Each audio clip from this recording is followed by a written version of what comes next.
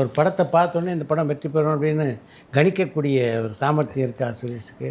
Maximum படங்கள் நம்ம படங்கள் வந்து ஹிட் ஆகிருக்குல்ல சார். இல்லையா? நம்ம ஸ்டுடியோ 9ல் வந்து மேக்ஸிமம் படங்கள், ஏன்னா விஜய் சேதுபதி சார் அவர் விஜய் சேதுவோட படமாக இருக்கட்டும், நடுவில் கொஞ்சம் பக்கத்துக்கான சூதுக்கவும், இதற்குத்தான் ஆசைப்பட்டாய பாலகுமாரா, தர்மதுரை, அதுக்கப்புறம் மாமனிதன்.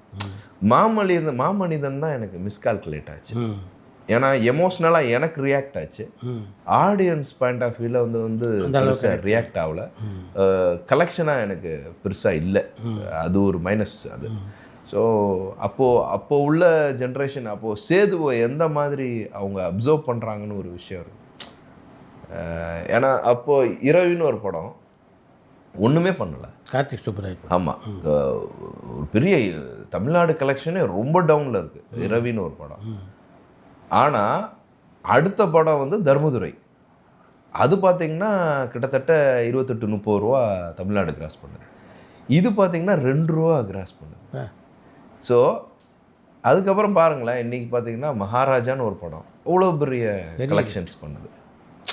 நம்மளுக்கு ப்ராக்டிக்கலாக சொன்னால் ஓடிடி வந்து ஒரு ப்ரொடியூசர்ஸ்க்கு 100% வந்து பாசிட்டிவான ஒரு விஷயந்தான் ஓடிடி. ஏன்னா நீங்கள் அப்போ பாருங்களேன், சிவாஜி சார் ஒரு பிரிண்ட்டை வச்சு ஓட்டி அவங்கள சர்வே ஆகிருக்காங்க இண்டஸ்ட்ரியில். அந்த காலத்தில் பிரிண்ட்டை வச்சு ஓட்டி, அதுக்கப்புறம் ஒரு ஜென்ரேஷன் மாறுது, அதுக்கப்புறம் ஒரு மாறுது. இன்றைக்கி கிட்டத்தட்ட நம்ம 3வது 4வது ஜென்ரேஷனில் இருக்கோம் சார். பட் சினிமா இருக்குது.